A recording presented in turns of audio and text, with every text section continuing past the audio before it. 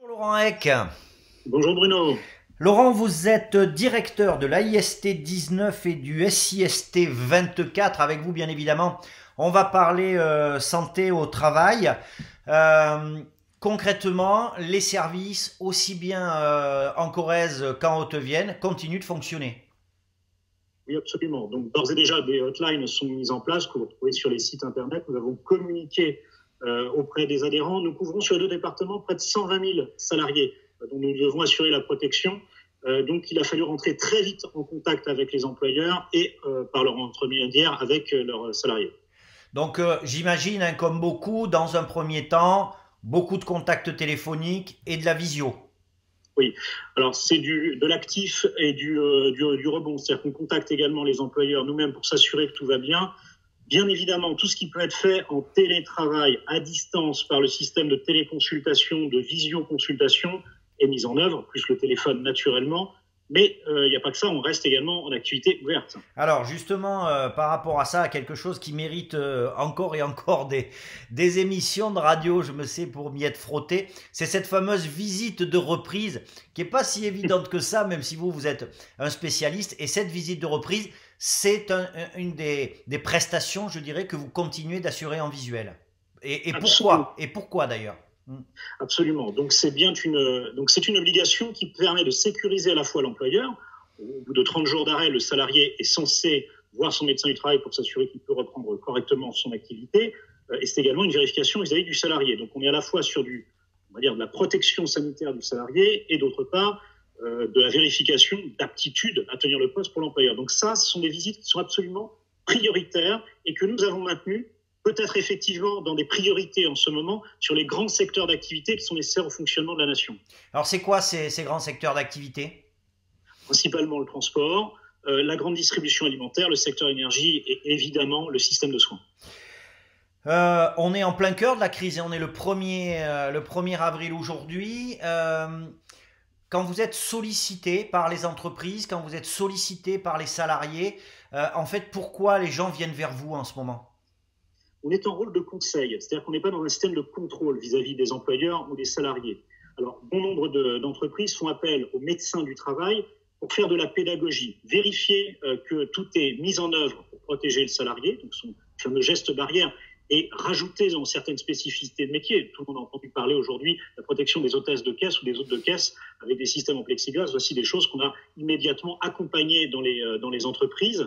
Bien évidemment, nous continuons d'être très présents, parfois en visio-consultation sur le terrain, mais les salariés et les employeurs nous demandent finalement des gestes, des conseils pour les gestes barrières et de voir si tout est applicable, bien appliqué. Et nous ne sommes pas dans le contrôle, nous ne sommes que dans le conseil impartial d'un côté comme de l'autre. C'est pour ça que nos serveurs et nos services explosent un petit peu en ce moment, notamment au niveau téléphonique. C'est important de le préciser. Alors, ce qui est intéressant aussi, je m'en étais rendu compte avec l'AIST 87, hein, avec lequel Monsieur Dumont, avec qui on a fait une visio déjà, c'est que vous êtes extrêmement réactif sur deux points auxquels moi j'avais pas du tout pensé. Enfin, un oui, mais l'autre pas du tout. C'est premièrement l'aspect anxiogène hein, de la situation, ça on est d'accord, aussi bien auprès des entreprises que des salariés, mais également cette nouvelle réalité du travail à domicile de masse. Et vous allez nous dire ce que vous avez mis en place pour les deux volets. Alors, déjà, un petit clin d'œil à notre camarade Pascal Dumont, avec qui on travaille beaucoup dans le cadre de Santé Travail Limousin. Et les services, la plupart, ont réalisé, soit en mutualisation, soit en direct, des consultations de psychologues du travail. Alors attention, on ne s'improvise pas dans la psychologie de ville sur des longues séances, bien évidemment. Cependant, vous l'avez indiqué, les gens ont peur. C'est légitime. Ce sont des réactions normales. Certains peuvent décompenser, employeurs comme salariés. Et on a mis en place, par exemple, de nombreuses consultations avec nos psychologues du travail. Le médecin du travail est toujours dans la boucle pour s'assurer justement de l'organisation générale autour du salarié, mais parfois c'est l'employeur qui contacte. Et donc, ils sont en accès immédiat. Et puis, vous indiquiez on va dire une petite innovation, mais en tout cas, on s'adapte. Ah, mais c'est intéressant, c'est intéressant. Eh ben, nous avons des ergonomes. Et nos ergonomes, ils télétravaillent. Eh ben, ils ont eu la bonne idée, nos amis ergonomes, parce que il y a un bricoleur dans chaque ergonome qui sommeille, C'est vrai. eh bien, de se dire que pendant 1, 2, 3, 4, 5, 6 semaines, peut-être plus, on ne sait pas exactement, on pilote un peu au jour le jour, les gens vont travailler chez eux et sans doute mal. Tout le monde n'a pas le poste professionnel qu'il a au quotidien chaque jour. Donc, être sur une table de jardin, sur son lit, etc., les gens reviendront au travail, on va dire, à mon avis, pas cassés spécialement, mais vraiment endoloris, avachis, etc. Donc, on va essayer avec de la visioconsultation. Alors, c'est un WhatsApp, tout simple. Sûr, je vous enverrai le lien pour les auditeurs, les spectateurs, sur lequel on peut joindre l'ergonome, et puis on se met un petit peu en FaceTime, l'un face à l'autre, pour dire, ben voilà, l'écran il est à telle distance, le pot de crayon il est à tel degré, etc. Bref, essayer de redonner des éléments de contexte professionnel alors que l'on travaille chez soi. Très bien, mais au moins on voit effectivement que la crise apporte des réactions, des idées, ça c'est intéressant. Laurent, avant de se quitter, déjà, bon, c'est peut-être un peu tôt, mais bientôt la reprise. De toute façon, aujourd'hui, quelle est votre réflexion par rapport à la reprise? Alors, la règle des services de santé au travail, c'est qu'on sera tous sur le pont. Comme vous l'avez noté, on est resté en continuité d'activité, adapté certes, mais nous assurons le quotidien.